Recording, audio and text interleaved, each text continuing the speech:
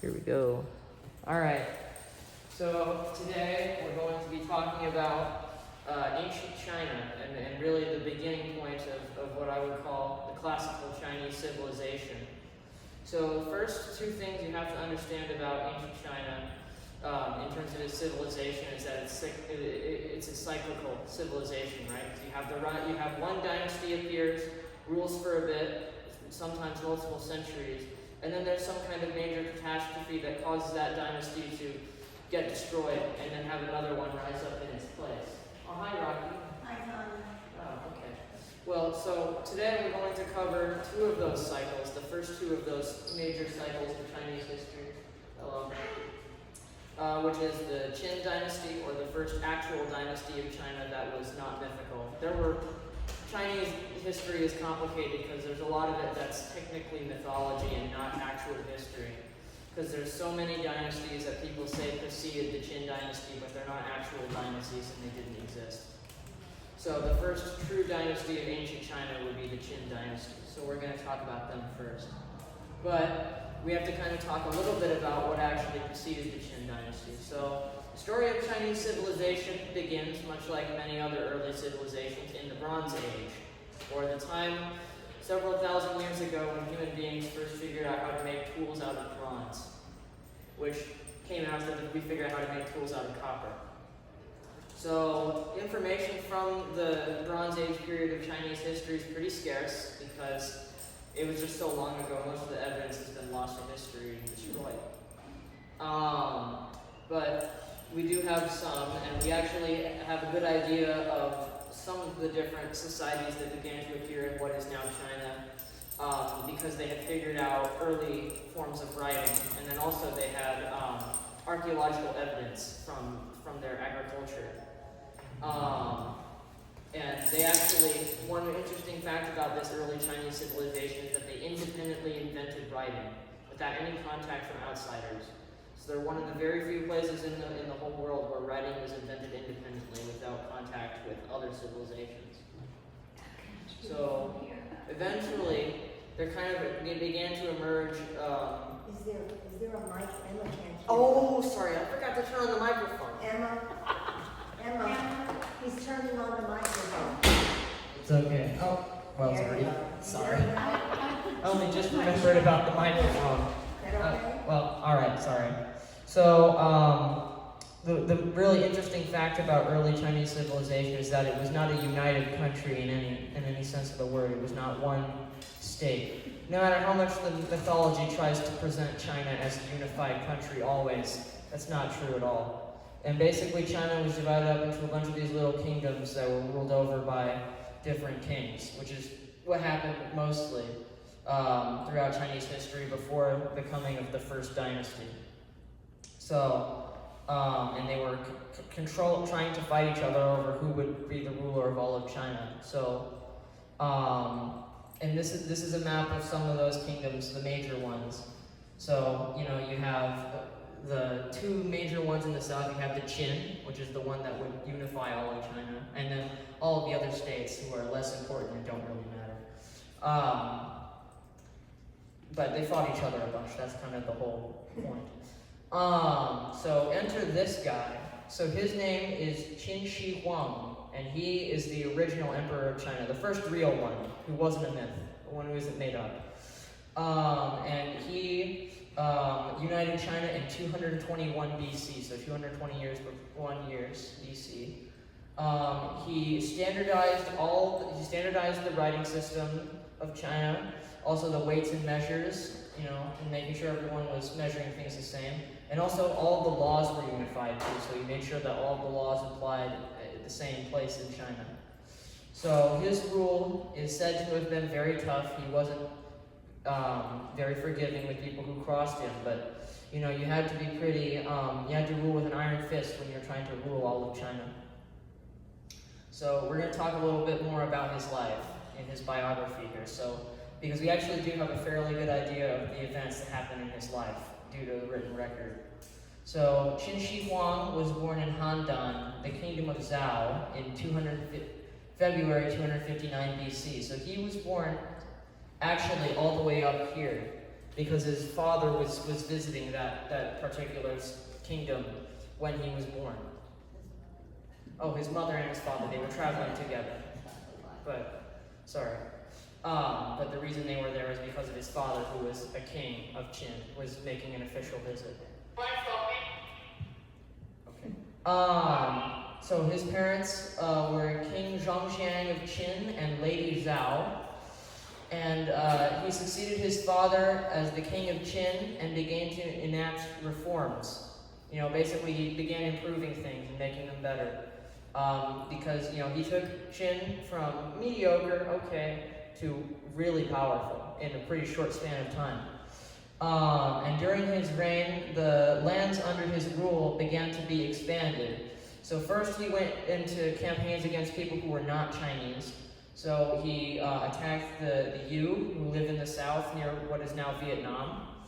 And then the Huiseng-Nu, who are basically Mongolians. They're kind of one of the groups that are the predecessors of the Mongolians, who were raiding China a lot. That was their whole living of the Huiseng-Nu was basically raiding China. Eventually, after he had subjugated all of the different kingdoms of China and also some of the adjacent peoples, he had proclaimed that he had united China and become the first sovereign emperor, which is what his name means. His name means literally first sovereign emperor. So, yeah, he changed his name. He is said to have, however, so he had a philosophy called legalism, where basically he was, you know, being an absolutist and ruling with an iron fist and executing anyone who broke any rule slightly. Like, he was pretty tough, right? Like I said earlier. So what he did was that he persecuted his philosophical opponents, people who thought differently from him.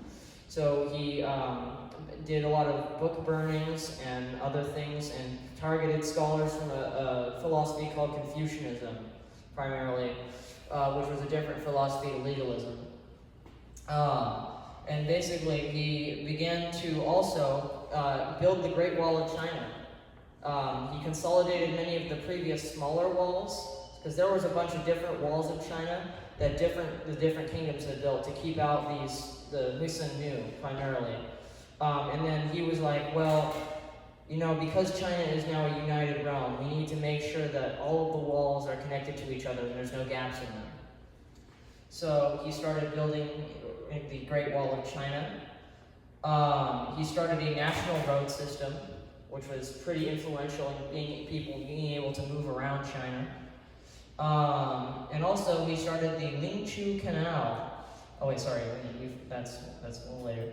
So he also had multiple assassination attempts on his life because people didn't like being ruled by him. Probably, you know, if you're persecuting all of the scholars you don't like, you're probably going to have some enemies. So, including one time where they tried to attack his carriage while he was riding it, but he survived all of these. So then he built a canal called the Qin Canal, which connected the Jiang and Lijiang rivers, which were two of the major rivers of China, which connected them so that you could go in between these two different rivers without taking your boat overland. And near the end of his life, he kind of started doing the thing that really is a recurring tradition in Chinese, I guess the ancient Chinese sort of religion, is trying to find the elixir of life because he wanted to become immortal, you know. It was kind of his life's dream is to become immortal. So he started employing lots of alchemists. He said, like, you guys need to find me the elixir of life. You need to figure out how to make me live forever. Spoiler alert, they didn't do that. You know, Qin Shi Huang is not with us today, so they never did figure out how to make him eternal life.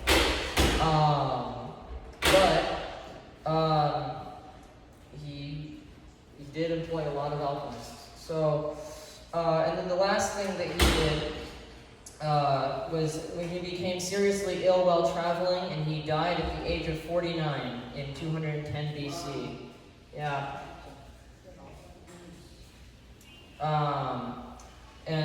His cause of death is still unknown, but it was probably a disease or like dysentery or something. I have no idea. So he was buried, however, in a city-sized mausoleum. So his mausoleum was as big as a city. Yeah, because if you're the emperor of China, you need to have a very impressive funerary monument, don't you? And it contained the statues of his entire army. So he's like, you guys need to make me statues of everyone in my army. Is that what they just unveiled recently? Yes, that's the terracotta army, and we're going to show you some pictures of that. So basically he had thousands upon thousands of statues of all of his soldiers commissioned. And he put them in his city-sized mausoleum and said, these guys will guard me in the afterlife. Which I think is pretty awesome in my opinion. Like, if I was him, I would totally do that also. So he had as many as 50 children with all of his concubines because he was the emperor of China. I guess you could just do that. But he was succeeded by his favorite son, whose name was Hu Hai, who reigned briefly as Qin Shi until 206 BC. So, yeah, that's another unfortunate element of Qin Shi Huang's character, is that he was quite promiscuous. And it became a tradition for the emperor of China to have many concubines and have like 50 sons. So he didn't have a problem with getting an heir, though. So we're going to show you some pictures of the terracotta army. So this is an archaeological site at the tomb of Qin Shi. I'm sorry. I'm getting him confused with his son. Qin Shi Huang. And as you can see, there's hundreds upon hundreds of these terracotta soldiers. All of them are unique. No two of them are the same. They weren't cast in molds or anything. All of these were handcrafted individual statues, as far as we can tell. We do have a couple that look somewhat similar to each other, but you're bound to have some that look pretty similar to them when you got 10,000. And they're just all standing in formation in the hallways of the tomb. So I can't imagine how they must have dragged them in there. I mean, they must have started at the very back, and then they're like, keep bringing more in, until eventually they all get filled in. But all of the hallways of the tomb are completely full of these statues. And it was discovered in the 1970s, the mid-1970s, when some Chinese guys were digging a well in the area, and then they're like, oh, is that a statue at the bottom of the well? Wow, right? So then they called some the authorities, and the authorities were like, hey, archaeologists, come look at this. So then they started excavating, and eventually, this is only one tiny piece, one little part of the mausoleum of the first emperor of China, which is pretty crazy. I mean, he invested quite a bit of money in his afterlife, I guess. So and then here's one of those soldiers up close. As you can see, they're pretty detailed.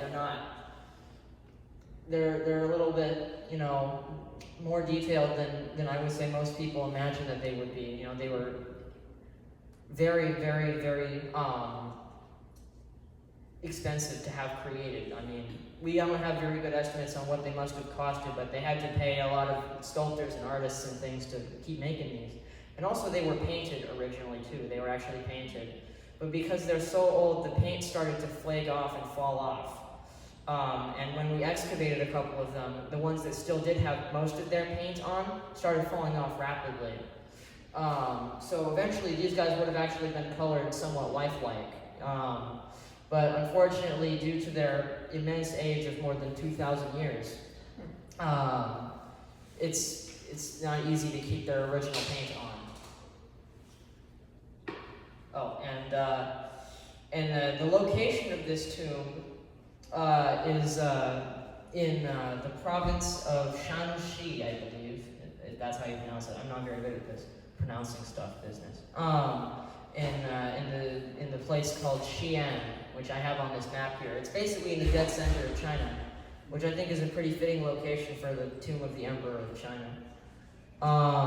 But it was actually intentionally chosen to be hard to find, because back when this was built, there was nothing built around there. It was complete wilderness. So he's like, you guys need to choose this remote location in the middle of the mountains for my tomb, which must have made constructing it even more difficult. So then here's this map of what the exact territory of the Qin dynasty was back then, because it didn't include all of modern-day China. It included like most of it. Because a lot of these areas were not yet included because they were settled by groups who weren't Chinese. The Chinese would expand into that area. But as you can see, they have most of the north sort of area of China already under their rule. Then it would be expanded throughout the centuries. And then this is the portrait of Qin Shi, who was the guy who succeeded Qin Shi Huang. And as you can see, he's got quite a bit of resemblance to his dad. See? They look kind of alike, don't they? And I believe that he was actually a legitimate son of Qin Shi Huang, like he was the son of his actual wife, not one of his concubines.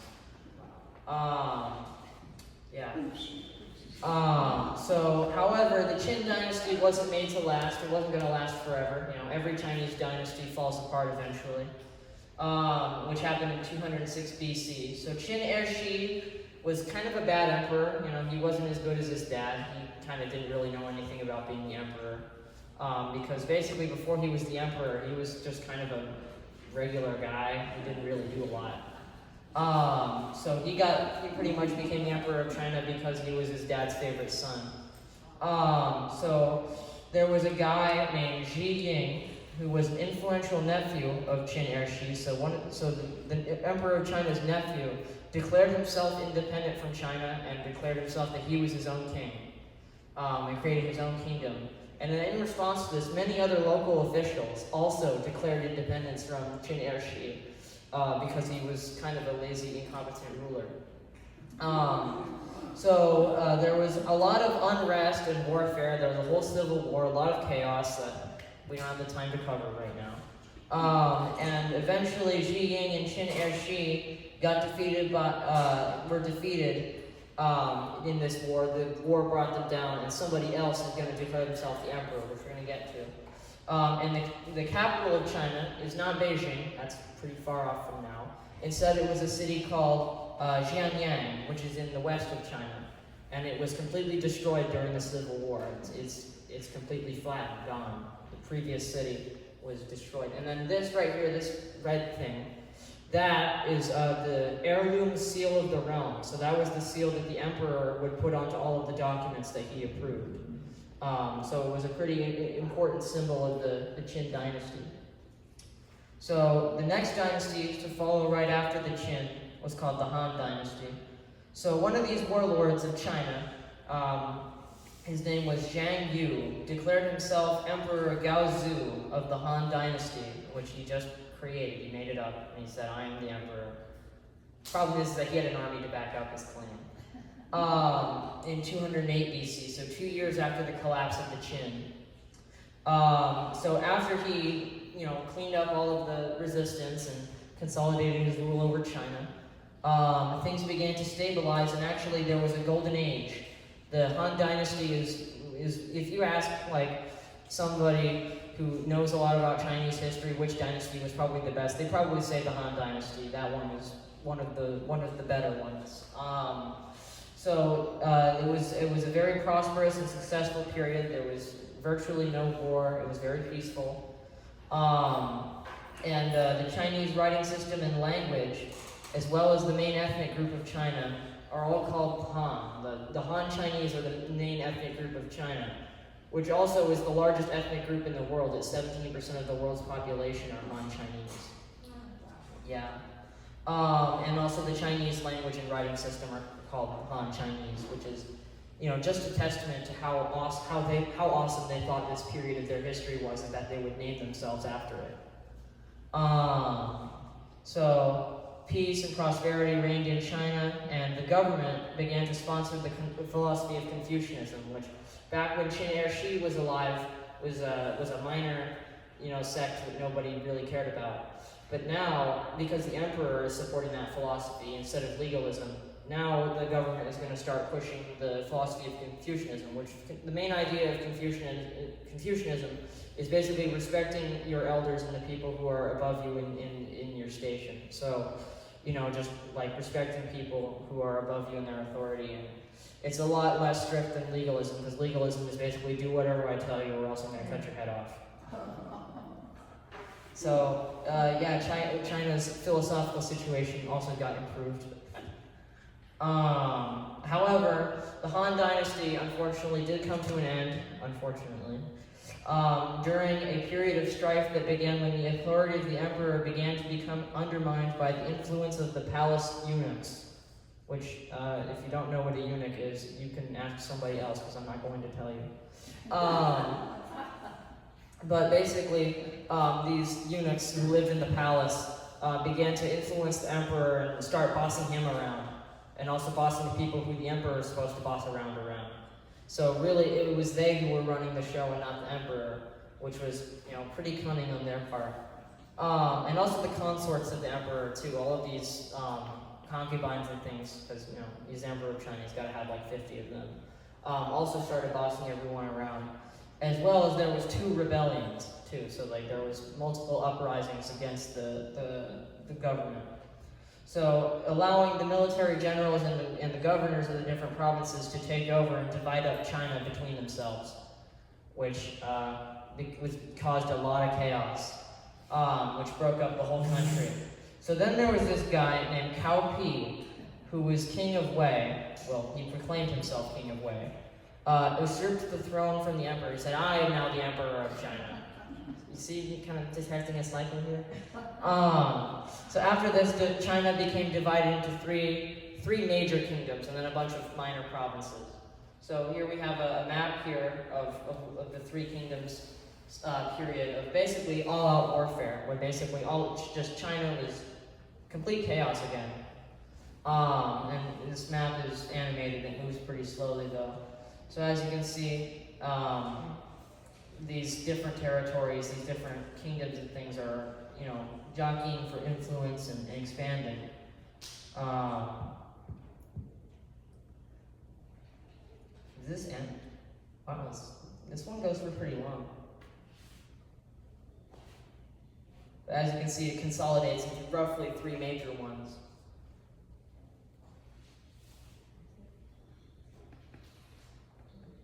Come on now.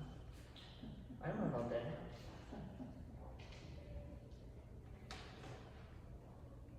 When do we get to the end of this?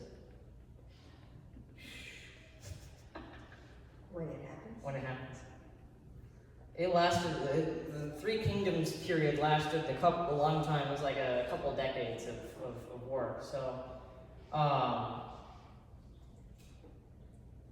but eventually Cao Wei, he won. So, and then he proclaimed the Qin dynasty, which I'm not going to talk about in this presentation because we're actually at the end here. So, any questions? I find it fascinating that you go back so far and talk about dictators and how authoritarian figures have it. And what fascinated me was when you said the books. They destroyed the books and teach and that's such a familiar note all through history, isn't it? Well, yeah, I mean, if you don't want people thinking a certain way, you gotta, Yeah. It was his idea. Well, if I don't want people to be Confucian, let's just destroy all the books that tell them to be Confucian, and then they will only respect me and be legalist. But yeah, I mean, when the Qin dynasty was pretty short-lived because it had policies like that. Because then eventually, being legalist only causes people underneath you to want to break free from you.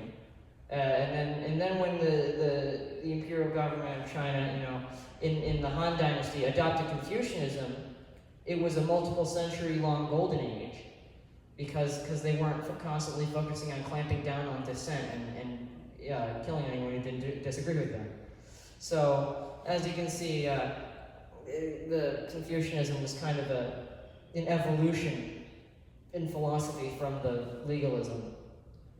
But legalism did persist in China. There was a lot of provincial governors who followed the sort of Qin Shi Huang style, kill all dissenters sort of thing. But the imperial government, being so far away from the provinces, and most of China relied on the governors to do all the governing. Especially during all these periods of instability when really the only force that people had to answer to was the governors of the provinces. You know, things for the average citizen of China could probably be pretty similar to how you lived under Qin Huang, even if you were living during the Han Dynasty. Any other questions? Yes? Have you been to China? I have not been to China. Oh, they'll love to have you. Oh, I don't know if they'd love to have me. Well, I think so. I don't know if the Chinese government, the current one, would like me. Not at all. Oh, I don't know about, not the current. Not the Reds. No, Yeah. they wouldn't like you at all. But you get to see all those deep. One day, maybe if all that nonsense comes to an end, maybe I'll be able to go to China. One day. It will come to an end. Well, yeah, as Chinese history proves, no government in China is eternal. Anyway, but, Have you been? oh, you've been to China? Did you go to the Great Wall of China? Yes. Where else? I've been to the burial site that you. Oh, the actual, Yes. wow. That was. The necropolis of the first That temple? was not there, but that was, you'll love it. Someday I'll have to Not go. with the current administration probably, but others. Oh, I'd love to. And of course, we've had a couple of the terracotta army statues moved out of China, and they go to other museums and things. Like they've been, I think the British Museum's got a couple, and I don't know, maybe even. Really? Yeah. Which museum in America's got one? No, I didn't do that, but we had a film. Oh, yeah, on tour. Yeah. If they ever do one of those again, I'll be sure to maybe try and go and see it. It was good, it was well done. Yeah, when they actually did a couple tours of the terracotta army statues, they were some of the most sought after archaeological artifacts in the world, due to how recently discovered they were and how impressive they are. Because if you had 10,000 full body life-size statues, these aren't little tiny statues. Some of these are actually larger than life statues. Probably would have been a lot larger than life because people generally tend to be shorter further back in history you go. But terracotta army statues, some of them are 7 or 8 feet tall, so yeah, they're gargantuan. So when they did do tours of these in these different museums, a lot of people wanted to come and see them, so it was good for the museums. Yes? Did they have any idea that there was such a place? A what? Did they have any? Oh, In the, other words, was it just a farmer found it when he was? oh, yeah, he just found it when he was digging a well. They had no idea. It was almost completely forgotten about. So the was it tomb. unknown? No idea. So It was almost completely legendary. It existed in books and legends and things, but they didn't think that the terracotta army was real. that's it. And then they discover it, and then they're like, oh wow, the terracotta army is real. It's a big history.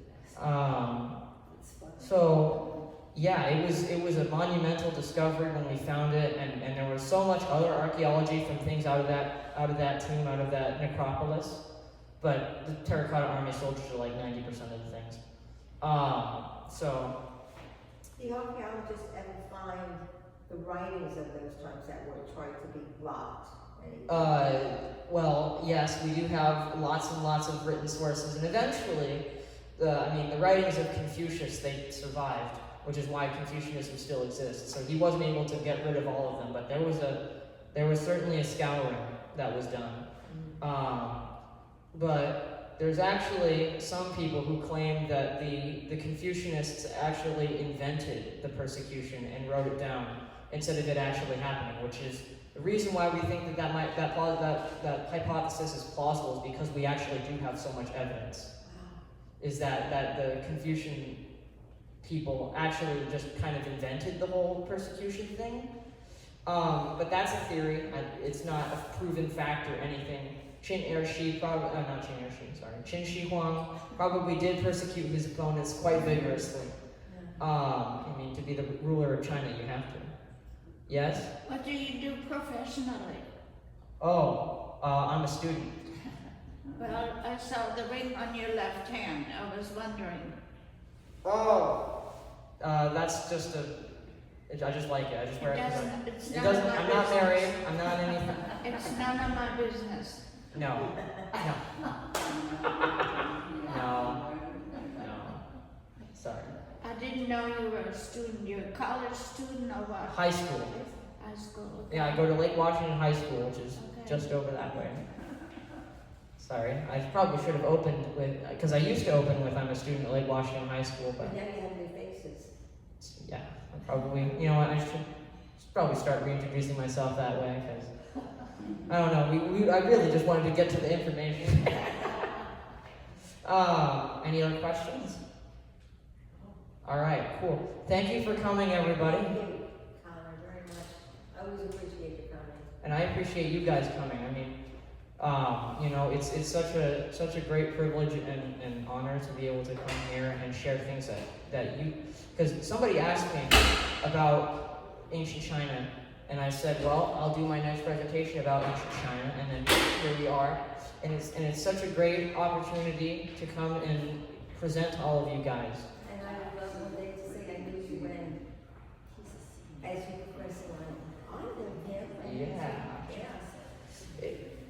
Yeah, I hope that we could get there someday. All right, well, thank you, everybody. Thank you for coming.